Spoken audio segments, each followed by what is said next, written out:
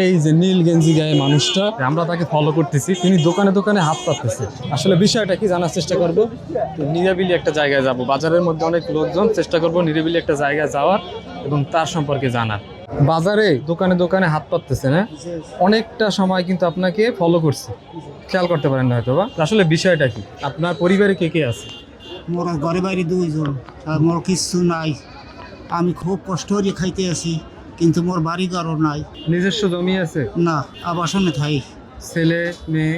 ছেলে মেয়ে হেরা অনেক দূর, অনেক দূর। চট্টগ্রাম। চট্টগ্রাম। হ্যাঁ, প্রতি বাজারে কি এইভাবে আসেন আমি বাজারে? প্রত্যেক দিন আইয়ে ধরেন যে পয়সা পাই হইতে চালপত কিনে লইয়া যায়।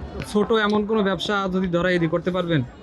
বাবা এই বয়সে কি দিন দিন ধরেন হঠাৎ পড়তে যায়, ফিডেই ওপরে যায় কোনো সময়, মানে ধরে উঠেই লইয়ে যায়। এখন যুগটা হয়েছে লইয়ে যাবে আতে হতে সব বুঝছেন। যদি দয়া করে কিছু সাহায্য টাহায্য করিয়ে যান, তা বুড়ি বুড়ি খাইয়ে লইয়া আনক কাছে আল্লাহ কাছে মোলাকাত করে কইতে যে আল্লাহ হ্যাঁ সাথে রেখেও হ্যাঁ ছিল আমি খাইয়ে বাসি।